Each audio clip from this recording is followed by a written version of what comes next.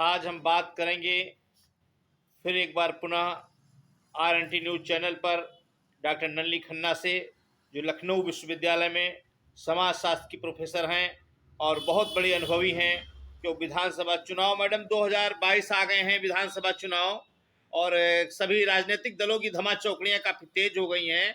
और चूंकि आपको काफ़ी अनुभव रहा है, आप भी चुनाव भी लड़ चुकी हैं आप, तो बताएं क्या इन दिनों में किस तरीके की सरकारें आएंगी? क्या पुनः योगी सरकार आएगी, या अखिलेश यादव के आने के आसार हैं, या बहन जी का हाथी अपनी सूंड उठा सकता है, या खिचड़ी हो सकती है?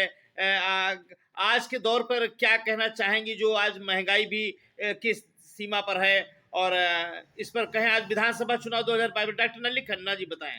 देखिए, आगामी विधानसभा 22 चुनाव जो भी होगा, उसमें जो भी सरकार बने, चाहे बसपा बने, मायावती जी, चाहे अखिलेश यादव जी बने, चाहे योगी सरकार आए, चाहे कांग्रेस आए, चाहे अन्य सरकार आए, जो भी सरकार आए, उसका पहला प्रयास ये होना चाहिए कि हमारे उत्तर प्रदेश को उत्तम प्रदेश बनाए और हमारे देश में हमारे राज्य का नाम और विकास कार्य जाए, कि लगे कि उत्तम प्रदेश हमारा उत्तर प्रदेश हो, जो भय मुक्त और अपराध मुक्त, जहाँ पर शासन। ये विधानसभा चुनाव जो अभी 22 आ रहे हैं, और इससे पहले जो हुए 5 साल में योगी जी का कार्यकाल, क्या योगी जी पुनः वापसी करेंगे, या फिर कोई अन्य इस पर पदासीन होगा उत्तर प्रदेश की गद्दी पर?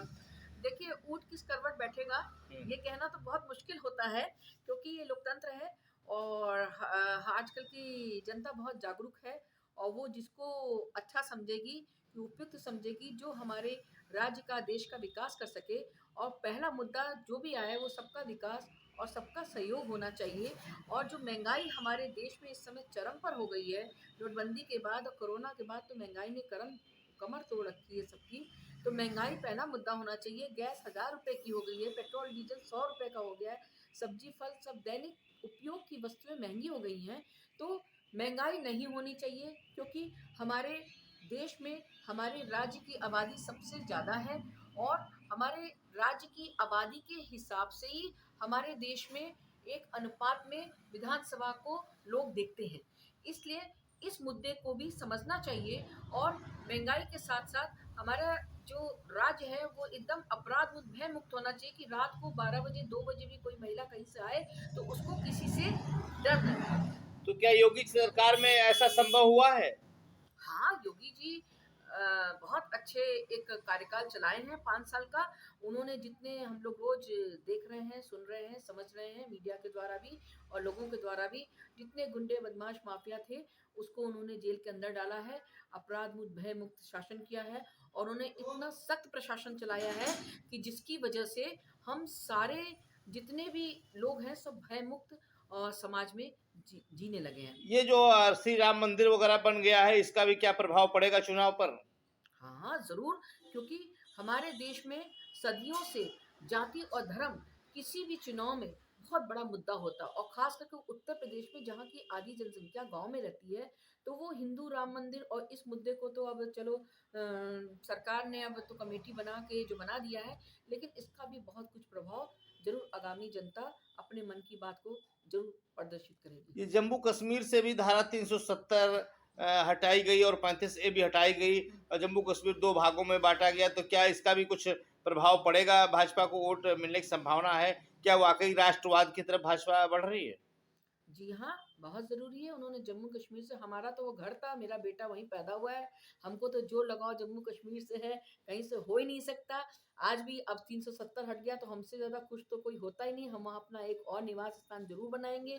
ये हट गया है तो वो ज़रूर उस मुद्दे को जनता तक लाएंगे, और इस मुद्दे की वजह से ही हम लोग को एक कश्मीर एक हमारे देश का अभिन्न अंग है, और जो जहांगीर ने कहा था कि दुनिया में यदि कहीं जन्नत है तो यही है, इसलिए वो हमारा घर है और हमेशा रहेगा। ये भाजपा का बहुत अच्छा प्रयास है कि कश्मीरी को और कश्मीर को अपने देश का एक अभिन्न अंग बनाना। आप देख रहे हैं डॉक्टर नलिनी खन्ना को, जो लखनऊ विश्वविद्यालय की प्रोफेसर हैं, बता रही हैं कि भाजपा अच्छा काम कर रही है, कश्मीरियों को घर वापसी बुला करके ये बहुत ही सराहनीय कार्य किया है, और श्री राम मंदिर बना करके और वहां से धारा 370 हटा करके, इससे योगी जी के आने के आसार नजर आ रहे हैं। उनकी इस खिलखिलाहट मुस्कुराहट से भी लग रहा है कि पुनः कमल खिल सकता है। और इस समय वो भाजपा में पूरी तरीके जोर शोर से लगी हुई हैं और पुनः योगी जी की योजनाओं को भी जनता के बीच बताती हैं।